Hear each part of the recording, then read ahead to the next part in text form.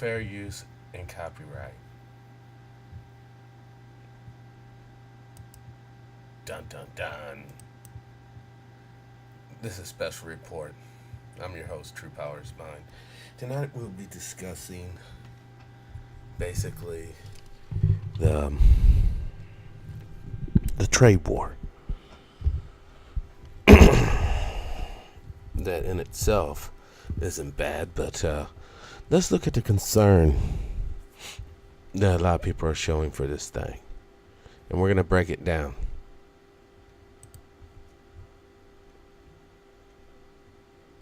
Let's do it. What's happening in America and the kind of framing we need. You've come with absolute clarity from Cambridge, Massachusetts, another centre of the world which is at the heart of American thinking. What message do you come with about the clarity and the sureness of what is happening in Washington and the messages being sent internationally? Hold on. Now, you gotta look at this guy's facial expression. Now, I'm breaking it down on more or less the whole presentation here. What this gentleman, the eyes, the mouth, the nonverbal cues. Obviously, he's from Europe or whatnot, and he has some concerns. So let's just hear what he says and the way he says it. Let's move on the issue of, Danny, of what's... Now look at his eyes. Now I believe if he looks to the right, he's totally serious. If he looks to the left, it's gonna be bullshit. happening in America and the kind of framing we need. You've come with absolute clarity from Cambridge, Massachusetts, another centre of the world which is at the heart of American thinking. Now look at this clown. He's sitting here like, oh, I got some shit to say. Yeah, this fucking, here on Special Report, I know you guys come from the special brand of commentary. So, I'm not going to hold back. You may notice his hands. He's rubbing his ring down here. I'm sure the numbers are are messing with that. But the smirk, just shit-eating smirk, should let you know the play's in. So let's continue. What message? And he's like, he caught it. Hold on, let's get it back to where you can see this guy. Shitting smirk. Thinking? Look at that. He's like, yeah, bud. Now, is he throwing up any secret signs? Oh. Okay, I can't. Damn it, I gotta go back to the old way. Now, if you notice in his hand here, and how this hand is open, you can see this. I wish I had better depth color, because on the video, I don't know if it's too white, but you can see some real facial cues right there. Now let's hit it. What message do you come with about the clarity and the sureness of what is happening in Washington and the messages being sent internationally? Well, one thing we've learned, those of us living in Cambridge, Massachusetts, that we actually couldn't be further away from the United States. So I'm not sure I'm the right person on that. But I think clearly Trump is a phenomenon, and what can I say more than that? But I think we must not exaggerate the importance of Trump. I think I'm detecting a slight accent too. I mean, it could just be my Midwesternness, but he sounds like he just has a cunt hair or something else in him. He don't really sound United Statesian. I don't want to say American no more, because I understand, not only Mark from Anaheim corrects me on that, Jane Elliott does as well, so a USAN, I guess. I think there are important structural problems of the world economy, the competition between a rising economic and political power and established powers that we're moving in. Right there, listen to what he says. The competition between a rising... Hold on, must be right here. I think we must not exaggerate the importance of Trump. I think there are important structural problems of the world economy. Now, he just glances over this, but he says this is one of the only tidbits of truth we're going to really get out of here. There's some important foundational structures that's wrong. You know, what he's talking about is the fact that money is being printed based upon labor, based upon people believing in said money, because it's really not backed by anything, and that's a fundamental problem.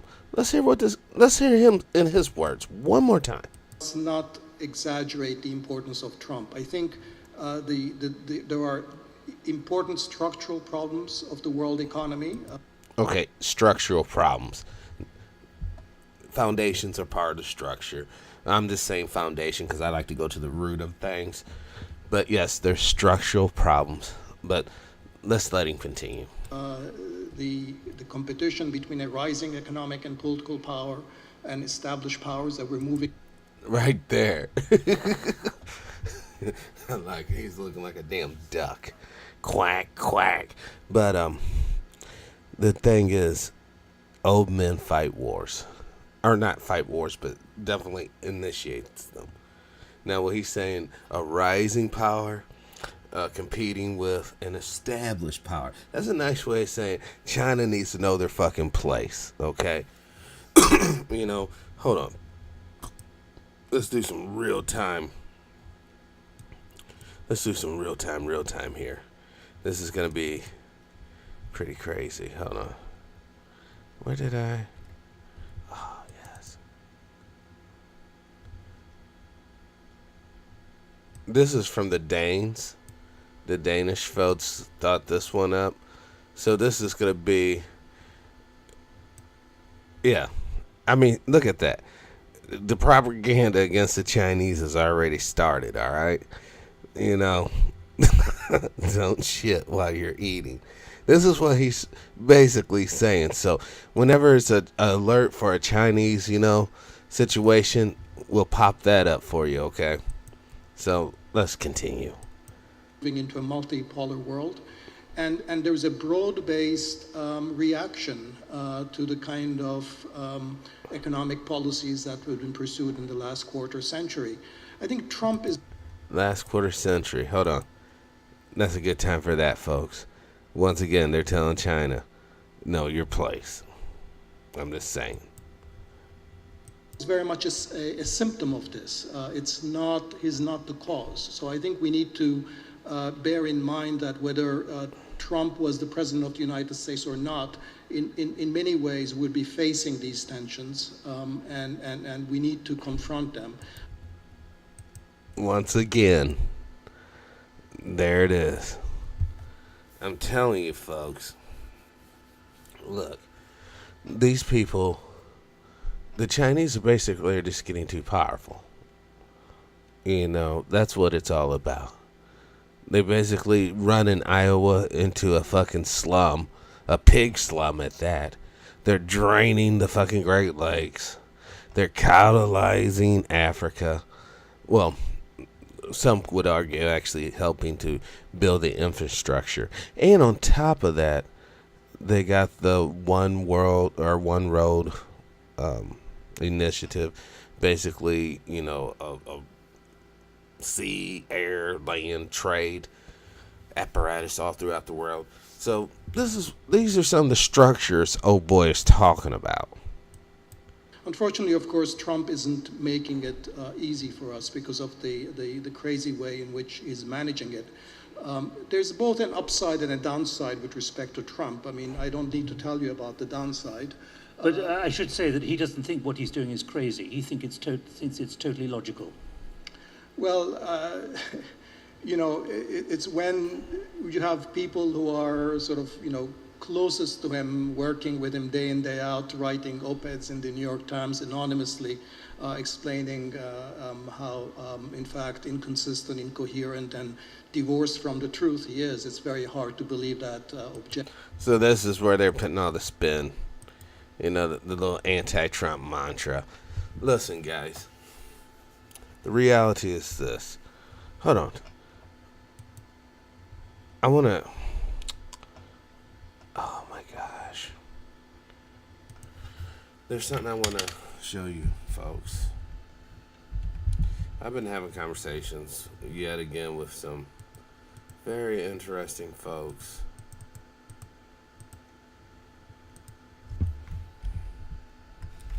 China Advanced Aircraft.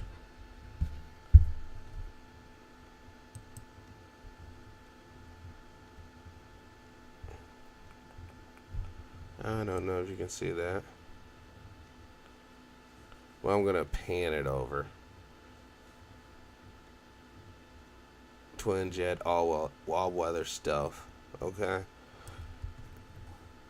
But more importantly, China.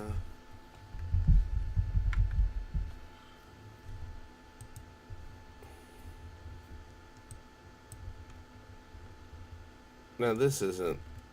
I'll show you the source on this one. Hold on. Let me do my shit again. Fair use. Alright. Let me get it back up. Oh. Alright. I don't know where I'm at here. Okay. Low Earth orbit satellites have become indispensable for the U.S. military for communications, for GPS navigation to guide smart bombs and troops, and for real-time surveillance. But they are also extremely vulnerable, as a just-revealed test of a satellite-killing weapon by China ominously demonstrates. If we, for instance, got into a conflict over Taiwan, one of the first things they'd probably do would be to shoot down all of our low Earth orbit spy satellites, putting out our eyes. According to U.S. government officials, after 3 misses... Did you hear what he just said? Let's do this one more time, just so you guys get the full China gist of it. ominously demonstrates. If we, for instance, got into a conflict over Taiwan, one of the first things they'd probably do would be to shoot down all of our low Earth orbit spy satellites, putting out our eyes. According to U.S. government officials, after 3 misses, China last Thursday succeeded in shooting down one of its own aging weather satellites with a medium-range ballistic missile fired from the ground. U.S. sensors tracked the satellite as it disappeared from its polar orbit 537 miles above the Earth and was reduced to hundreds of pieces of space debris after impact with a kill vehicle carried by the missile. The U.S. has lodged a formal diplomatic protest. Was this a provocative move by China? What's the White House? Don't know that, but we are concerned about it. We've made it. Now look how long ago. That's when Tony Snow was the White House press secretary. Of course, this video was published in 2007. 10 years ago. Okay? So, let's go back.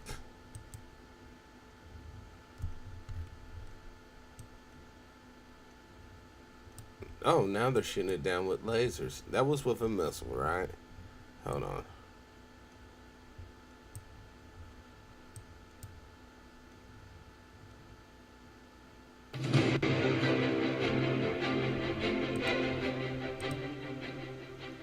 The anti-satellite ASAT technology will be ready for deployment as early as 2020, according to Pentagon intelligence experts. Moscow and Beijing's growing arsenal of ground-launched weaponry may also include smaller, remote-controlled craft capable of grabbing and crushing enemy satellites, the Washington Free Beacon has reported. Experts have warned the United States in particular is heavily reliant on its satellite network to provide up-to-date intelligence and communications. But a report So what are they telling us? They're telling us right now that they know our weakness, militarily speaking. Now, I know that there's other ways that we can do a couple of things, but the reality is this: they're already feeding the fans of war. That's why it's so vital that you guys get this.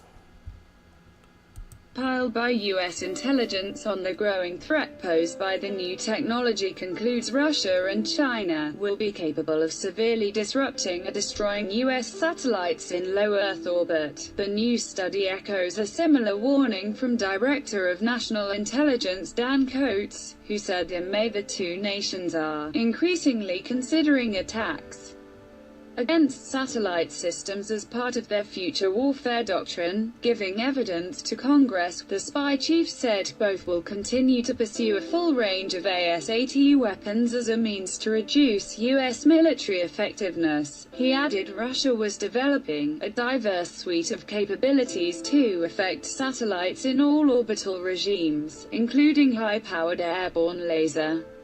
Low Earth orbit satellites circled the planet at an altitude of. Another thing that's low Earth satellites is our GPS. You know, guys, the reality is this. This is starting to work out like a bad Lord of the Rings episode. We have Sauron's army massing in the east.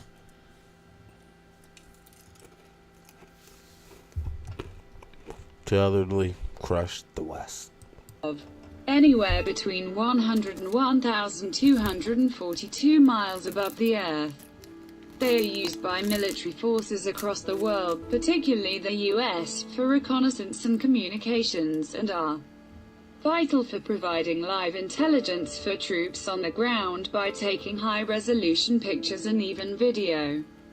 The satellites have been used to monitor North Korea's nuclear and missile test sites. For example, John Blaxland, professor of international security and intelligence studies and director of the Australian National University's Southeast Asia Institute, warned anti-satellite technology has been under development for some time. Speaking to Australia's News.com site, he said, the US Department of Defense is undoubtedly concerned. That is because much of the precision and geolocation technology, on which much of US military technology depends, is heavily reliant on maintaining their network of satellites unhindered by the prospect of ASAT strikes from China or Russia, because they are a relatively recent development. No arms treaties currently cover ASAT weapons. And even if a treaty were drawn up, it may be unlikely to be adopted because it could potentially undermine the use of missile defense systems which are designed to shoot down. Now, the reality is, guys, whether you want to accept it or not, it's coming. It is coming. I would say prepare yourself. It's going to probably be unlike anything that many of us have ever experienced. So, therefore, let's just go one last place. And this is real-time update. You guys know how I like to do it. Everything real time. I'm gonna jump over here, see if we can't get some clarity.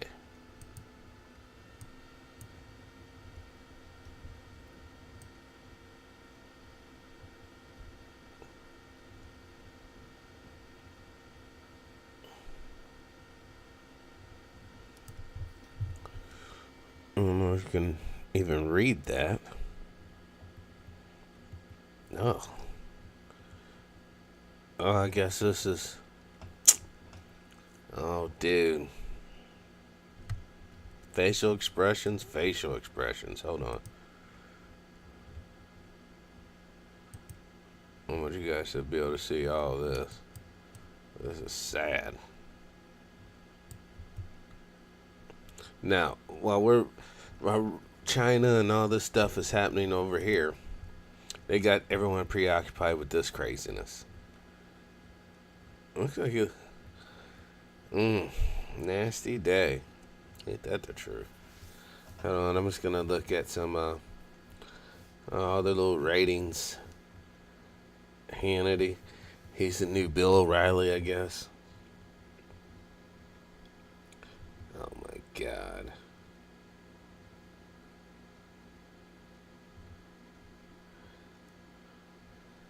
Slave to debt. Well, everybody is. Join the club. Let's see.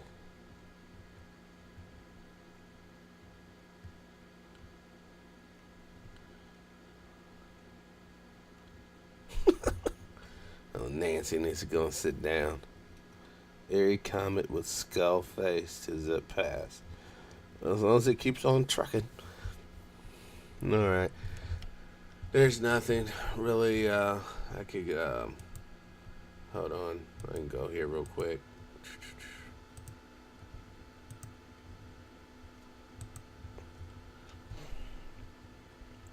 Sometimes you have to go to the far side. And no dark web tonight, though. Alright, yeah.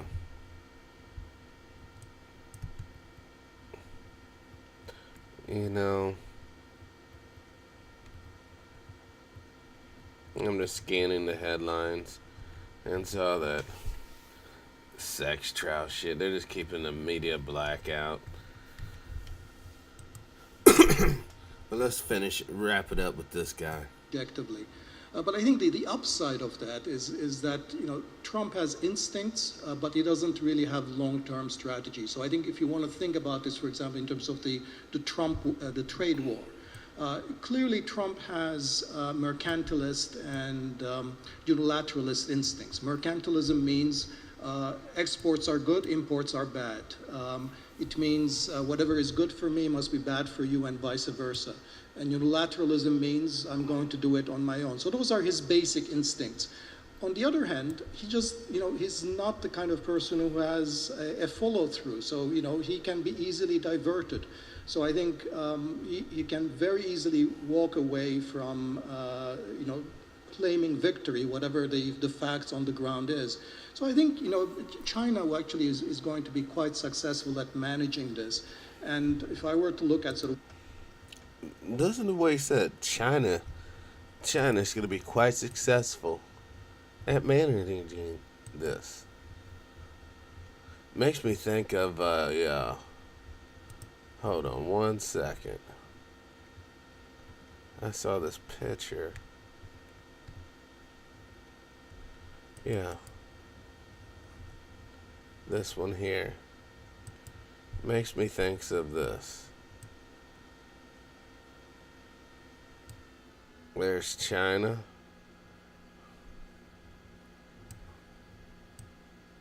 Right here over the Great Lakes. Down in Iowa. Then over here real big time. Taking over that whole section of the world.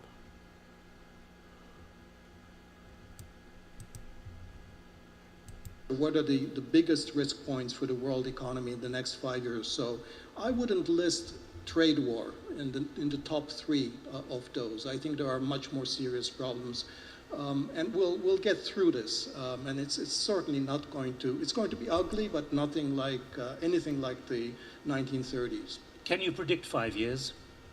Now, why did he say the 1930s? And look at this shit-eating grin. The 1930s, kids, is when the Great Depression happened, and that's when fascism and Nazism took over the world. And he's just smirking. What the fuck? They have to make business plans. Yeah, this dude's serious as fuck. Yeah, they have to decide where they're gonna make, you know, shovels and picks or bullets and tanks. And you can laugh if you want to, but old boy here ain't joking. Well, you know, I think, you know, it was John Kenneth Galbraith who said that, you know, world created economists to make astrologers look good. So.